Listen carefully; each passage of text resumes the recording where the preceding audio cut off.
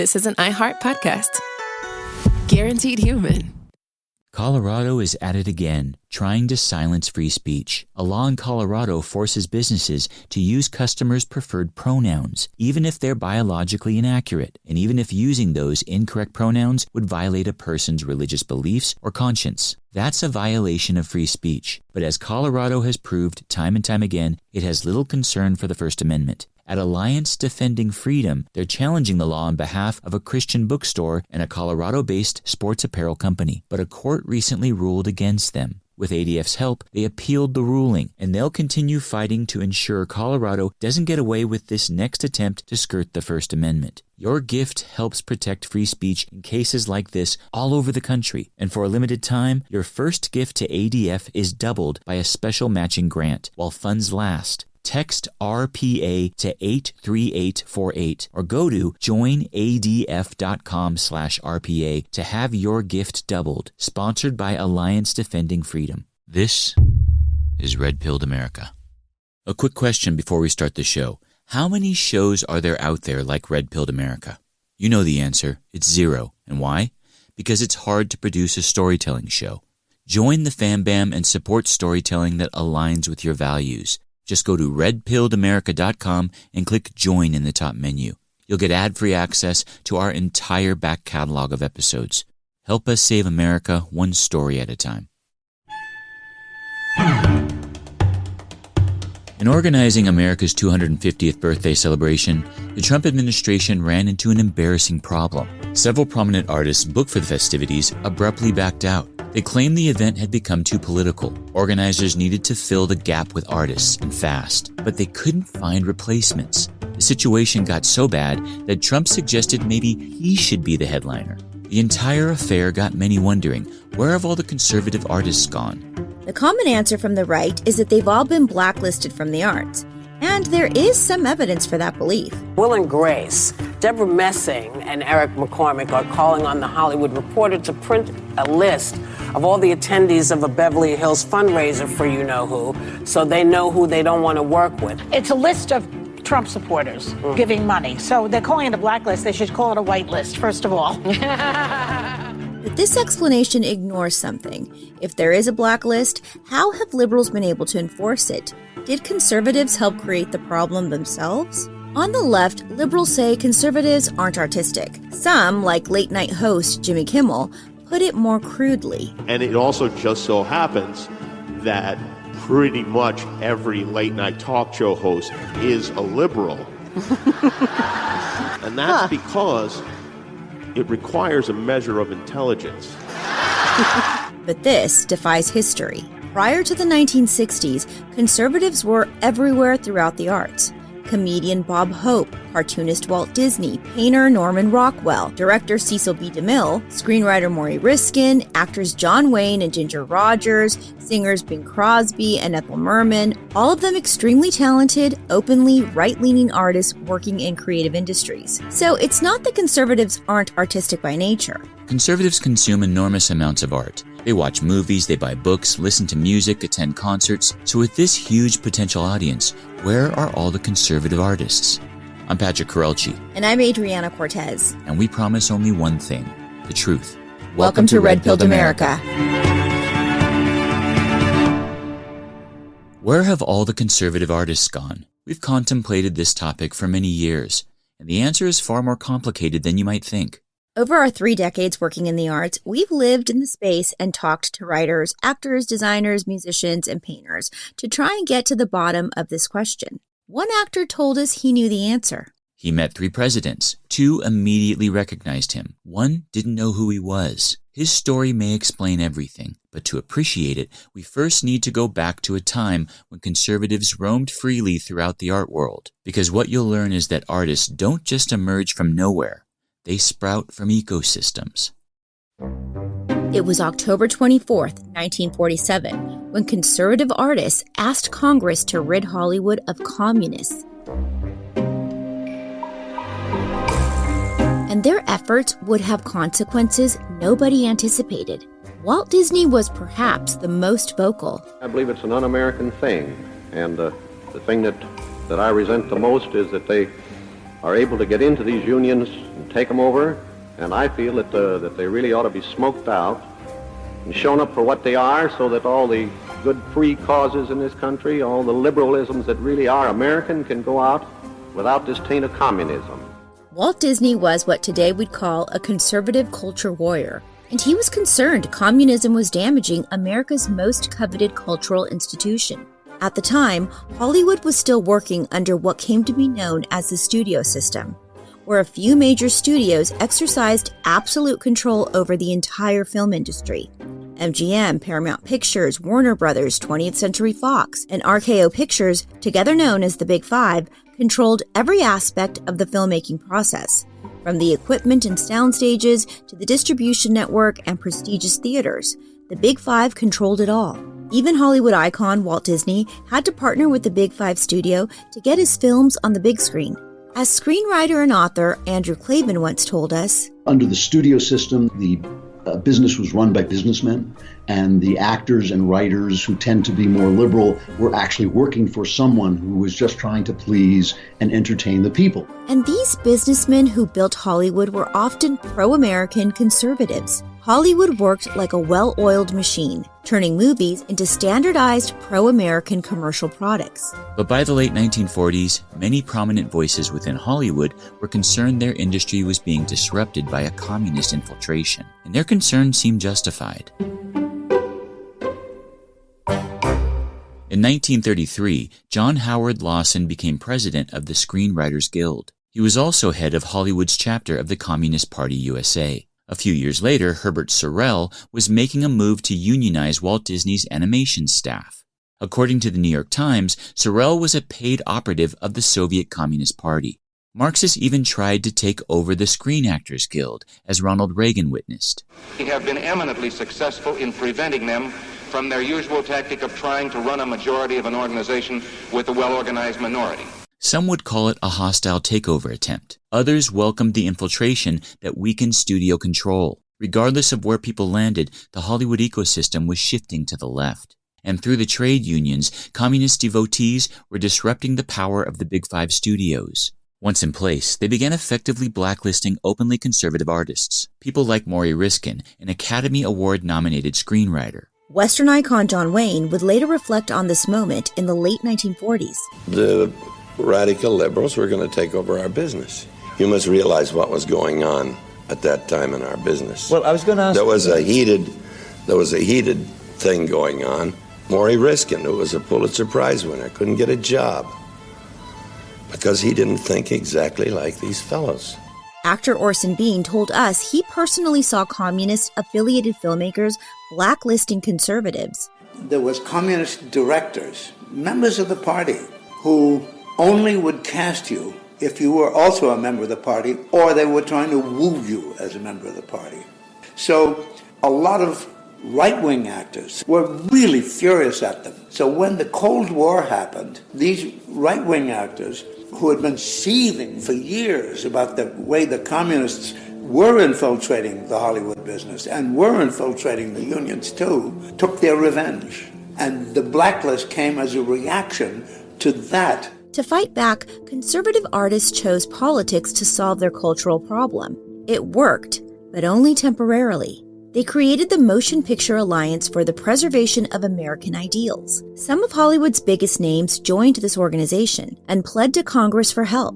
And in 1947, many of them testified before the House Un-American Activities Committee, a congressional subgroup intent on weeding out communism from American institutions. One conservative that testified was MGM founder Louis B. Mayer. Perhaps out of this hearing, our Congress, recommended by this committee, will have legislation, there can be no question, to give us a policy how to handle American citizens who don't deserve to be if they are communists, to get them out of our place. Congress called suspected communists to testify, including former Screenwriters Guild president John Howard Lawson. Are you a member of the Communist Party? Or have you ever been a member of the Communist Party? It's unfortunate and tragic that I have to teach this committee the basic principles of Americanism. That's not the question.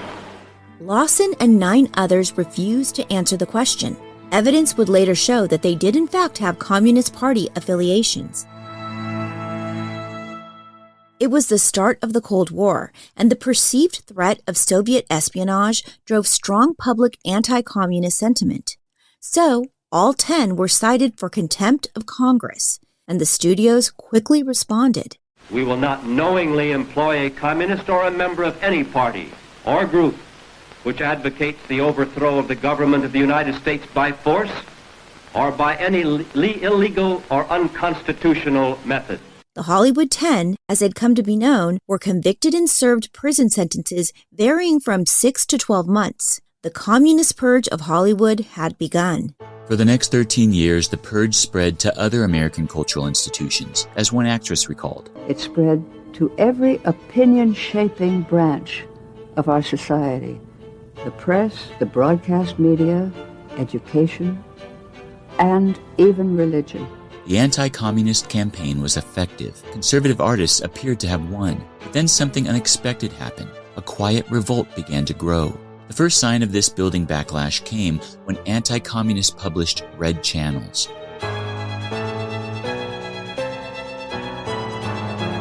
The pamphlet listed suspected communists in radio and television. It became the unofficial Bible of the entertainment industry blacklist. Orson Bean, who was blacklisted himself after being listed in the pamphlet, remembered its influence on the industry. The networks hated the blacklist. It was a protection racket, and it was an inconvenience and an expensive one.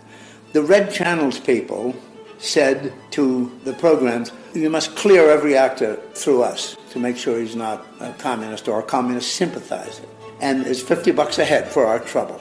This communist policing gained a reputation as censorship, a practice deeply repulsive to the American DNA. Others began to think the punishments were far too harsh. The Hollywood 10 were permanently banished from the film industry. Many had to write under pseudonyms to survive. Several blacklisted artists literally drank themselves to death. Some saw these results and began to fear for their own future livelihood. And they were people already within the cultural institutions, in film, music, publishing, art galleries, media, and academia. They were leaders in the ecosystem of the arts, and they slowly began fortifying their positions at a time when massive changes were underway within the film industry.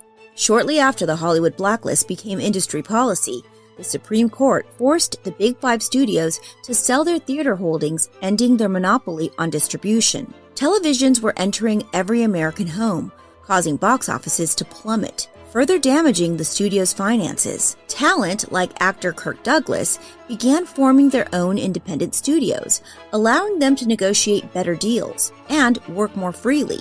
Power was shifting from the predominantly conservative businessmen who built Hollywood to the mostly liberal artists that were making the content. And many of these artists increasingly saw their work not merely as entertainment, but as a vehicle for social and political change. This would ultimately ignite a massive cultural shift in the 1960s and have the ancillary effect of protecting their position in the arts. A sign that the studios had lost control of the industry came when actor Kirk Douglas publicly credited Hollywood 10 screenwriter Dalton Trumbo for the screenplay Spartacus. The Hollywood blacklist had ended, just as a counterculture revolution had begun. The feminist movement, the civil rights movement, immigration reform, the sexual revolution, anti-Vietnam War protests all erupted in American society. A massive liberal shift was underway. The studio system officially ended when Hollywood's strict morality policy, called the Hays Code, was officially terminated in 1968. The death of the policy gave rise to what came to be known as the New Hollywood Era, a grittier, director-driven period that challenged tradition, replacing the formulaic studio films of the past. The studio system was over. As these movements succeeded, many artists increasingly viewed culture as a tool for social change. More and more of the people entering film schools, newsrooms, publishing houses, and galleries shared similar assumptions about politics and society. The entire industry pipeline started to lean in one direction. A kind of gatekeeping system organically arose. The entire ecosystem feeding Hollywood increasingly leaned left. Think about it. If you were an artist trying to make it in this new paradigm, and at every juncture, every step up the ladder of success, you were encountering people that practically all had the same ideology, what kind of artist do you think would be left at the top of the ladder? What kind would be filtered out? Amid this shift, One of the convicted Hollywood 10, director Edward Dmytryk, reflected on this new ecosystem forming in Tinseltown. I think there's a reverse blacklist even today now. I think that the liberals who are riding high are going in the opposite direction. I think some of the fellas back then who were on the reactionary side are having a tough time getting jobs now. Maury Riskin, the conservative artist so many tried to protect, never really worked in Hollywood again. By contrast, Dalton Trumbo, who served time in prison for not answering the communist question, worked consistently throughout the Hollywood blacklist, albeit through a pseudonym. A covert Hollywood ecosystem kept him gainfully employed. With the blacklist, conservative filmmakers may have won the political fight, but astonishingly, they lost Hollywood. And this same phenomenon swept through every cultural institution. Along with their industry pipelines, the ecosystems from which artists emerge all shifted to the left as well. But as the story of Hollywood shows, it wasn't always that way. Politics existed, but ideological conformity did not. Hollywood was not born a one-party institution. It became one. But is this what wiped out conservative artists? Well, not entirely. All right, if you guys know anything about me, you know that I am crazy about my dogs. And let me tell you something. My English bulldog, Pablo, had been suffering with the worst skin allergies. And then I started giving him rough greens in his food, and boy, what a difference that made. This stuff is amazing. Now Pablo is a Rough Greens dog for life. Rough Greens supports long-term health by providing live, bioavailable nutrients, including essential vitamins, minerals, probiotics, digestive enzymes, and omega oils. Rough Greens promotes longevity by addressing common nutritional deficiencies found in processed dog food. I don't just recommend Rough Greens, I depend on it to keep my dogs happy and healthy. Traditional dog food is shelf-stable for years because it's lifeless. Rough Greens brings the nutrition back, packed with live vitamins, minerals, probiotics, digestive enzymes, and omega oils. Rough Greens isn't dog food. It's a live nutritional supplement you add to your dog's food. You don't have to change your dog's food to improve your dog's health. Just add a scoop of Rough Greens. It's that easy, and I promise you, you will not regret it. Don't change your dog's food, just add Rough Greens. Rough Greens is offering a free Jumpstart trial bag. You just cover shipping. Use discount code RPA to claim your free Jumpstart trial bag at roughgreens.com. That's RUFFgreens.com, promo code RPA. So don't change your dog's food, just add Rough Greens and watch the health benefits come alive. Alliance Defending Freedom stands in courtrooms across the country to defend the freedoms our nation has cherished for 250 years. Life, free speech, religious freedom, parental rights. These freedoms aren't inherited, they belong to those who fight for them. ADF is approaching a critical fiscal year-end fundraising deadline. Your support helps ADF protect and defend these freedoms so they may endure for years to come. Every dollar you give will be doubled while matching funds last. Visit joinadf.com/RPA or text RPA to 83848 to give today. Sponsored by Alliance Defending Freedom. I want you to pause what you're doing for just 1 minute to hear about Alejandra. She lives in a remote community with very few resources and little to no health care. So when Alejandra got sick, her parents had no real options. No doctors in the community and no money for real medical care.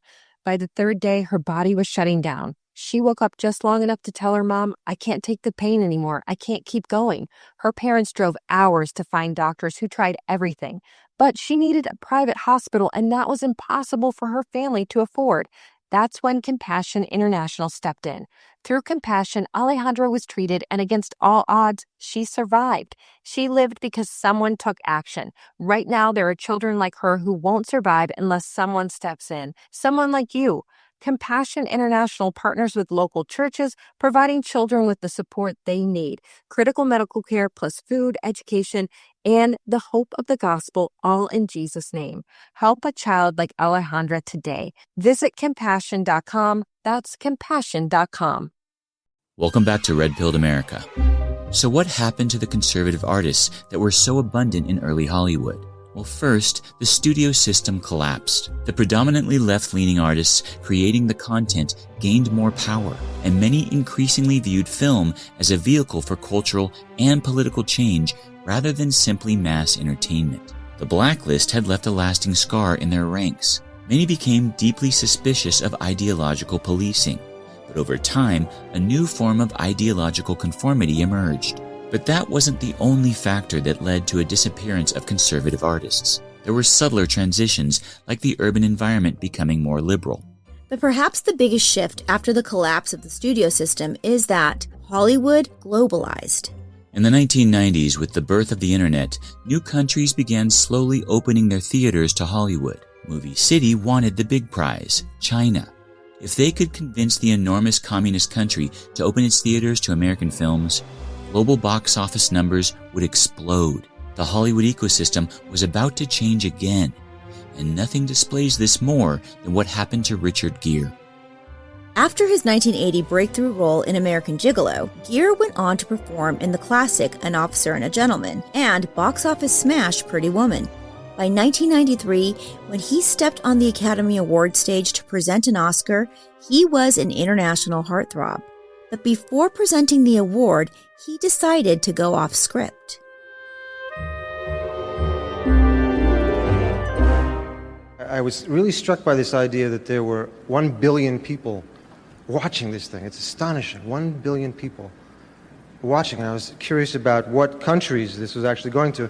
And it is, in fact, being seen in China right now. And the first thought that came to me was, I wonder if Deng Xiaoping is actually watching this right now with his children and his grandchildren, and with the knowledge that what a horrendous human rights situation there is in China. In the late 1980s, massive uprisings erupted in Tibet and in Beijing's Tiananmen Square. China's communist leader, Deng Xiaoping, orchestrated severe crackdowns, resulting in thousands of dead. The Communist Party moved to censor all mentions of the uprisings in Chinese media.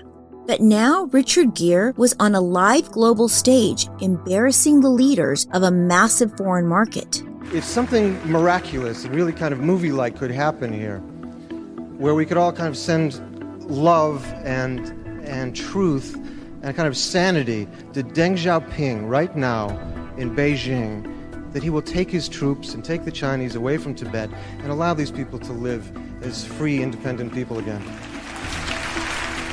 Hollywood's response was swift.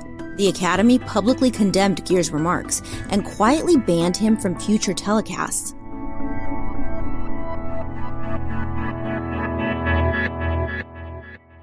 And Tinseltown, that desperately wanted to enter the billion-person market, refused to cast Gere in their major blockbuster films for fear of angering the Red Dragon. Gere was largely relegated to small, character-driven roles, and the Oscars ban lasted 2 decades. The new Hollywood ecosystem that despised the blacklist proved it was willing to abandon its American free speech ethos for the foreign box office. By the late 1990s, China and other countries further opened to Hollywood. And in 2002, the foreign box office permanently surpassed the U.S. domestic box office. Other art industries followed this same trajectory. The entire art world globalized, making it less dependent on traditional American audiences and values. And effectively, they demanded conformity from artists, even from liberal global icons like Richard Gere. Then, post-9/11 politics effectively accelerated Hollywood's ideological divide from much of the country. Some liberal activists started to flex, and many began to believe that the left had won. They'd taken over the cultural institutions. But that doesn't completely explain where conservative artists went. It's not that conservatives lack talent. The early days of Hollywood shows otherwise. It's not that they don't appreciate beauty. They are massive consumers of the arts. No, the issue is that over the years, conservatives began to approach culture differently. Instead of building artists, the impulse became, let's criticize them. Instead of creating music and films, they complained about them. And at times, conservatives have been celebrated for being oblivious of the arts. The godmother of conservatism illustrates this perfectly. Phyllis Schlafly was a revered conservative, known for her Herculean effort to stop passage of the Equal Rights Amendment, a proposed change to the U.S. Constitution which she viewed as a Trojan horse to legalize many of the gay community's signature issues. The ERA, as it came to be known, looked destined for passage, but against all odds, Phyllis stopped its passage using state-by-state direct political action. During this fight, she traveled the country debating the president of the National Organization of Women, Karen DeCrow. Phyllis would argue the right-wing perspective, Karen the left-wing. And at one of those events, the two took their seats on the stage and Karen marveled at the massive, overflowing crowd. She turned to Phyllis Schlafly and whispered something, which Phyllis's biographer later recounted for us. The audience was overflow, and Karen said to Phyllis, "I feel like Mick Jagger." And Phyllis's response was, "Who was Mick Jagger?" Many conservatives have celebrated Phyllis Schlafly for not knowing arguably one of the biggest rock stars in the world. But this cultural blind spot has been conservatism's Achilles heel, because over the decades that followed these debates, Phyllis's opponents methodically reversed her extraordinary political victory by swaying the public through the cultural institutions, culminating in the rise of Pride Month and legal recognition of gay marriage.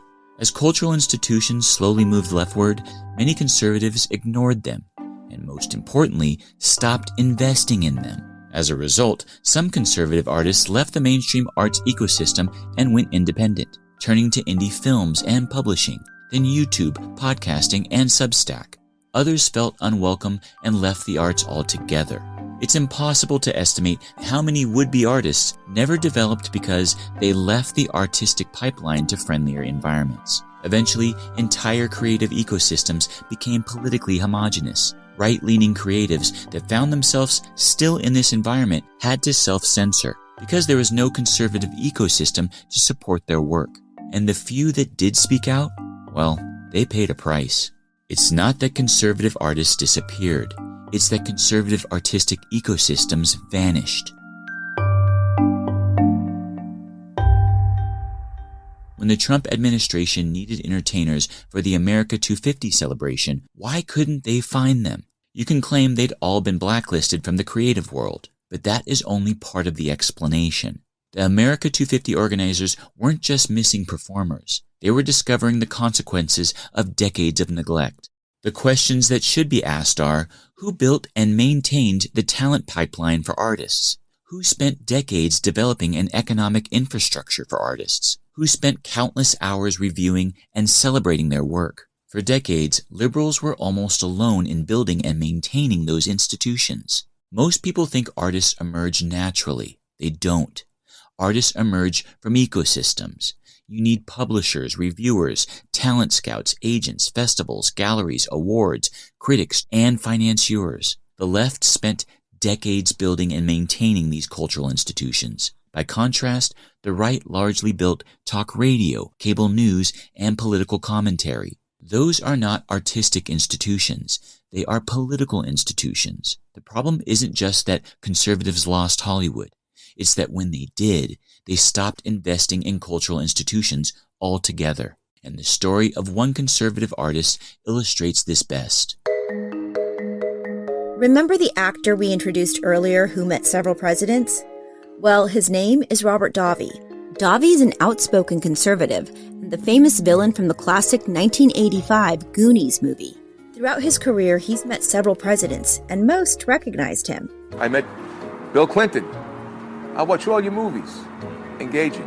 Years later, he met another president. President Obama gives his speech, and he's waving, and Speaker Pelosi turns around, and I see her looking up and down, and she sees me. She walks over. Robert, give me your hand. I give her my hand. She heads over everybody's head to the president. Mr. President, Mr. President, it's Robert Davi. He goes, Robert Davi, you're a great actor. Then he crossed paths with a Republican president. I met George Bush, who I campaigned for, who I supported.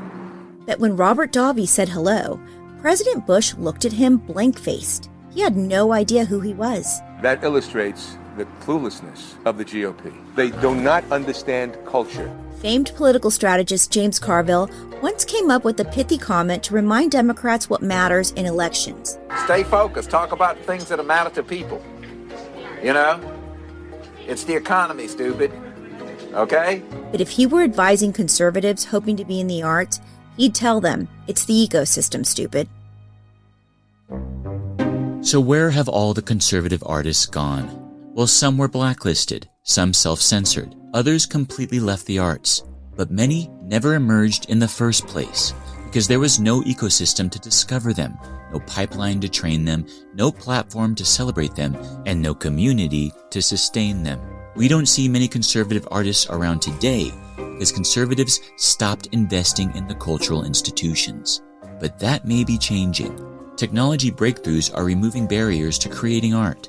Film equipment, AI tools, and platforms like YouTube are making art creation more accessible and more affordable. And perhaps most surprisingly, the right is beginning to slowly invest in cultural institutions. The deal is done. Twitter has been sold to Elon Musk. And you know, I got Mel Gibson, Sylvester Stallone, and John Voight to become ambassadors to Hollywood, California, to put it back on track. Today, shareholders for media giant Warner Brothers Discovery voted to approve Paramount's $81 billion takeover of the company. Now, critics say that this acquisition would vastly reshape the media landscape and Hollywood because Paramount, which owns networks like CBS and Showtime, would also take over all of Warner Brothers' assets like CNN, HBO, and Discovery. Paramount's largest shareholder is Larry Ellison, one of the world's richest men and a close ally of President Trump. The question was never whether conservatives could make art. Walt Disney, John Wayne, Norman Rockwell, and Bob Hope already answered that. The question is whether conservatives will rebuild the ecosystem that once discovered them. Red Pilled America is an iHeartRadio original podcast. It's produced by me, Adriana Cortez, and Patrick Correlchi for Inform Ventures. To listen to our entire archive of episodes ad-free, visit redpilledamerica.com and click join in the top menu. Thanks for listening.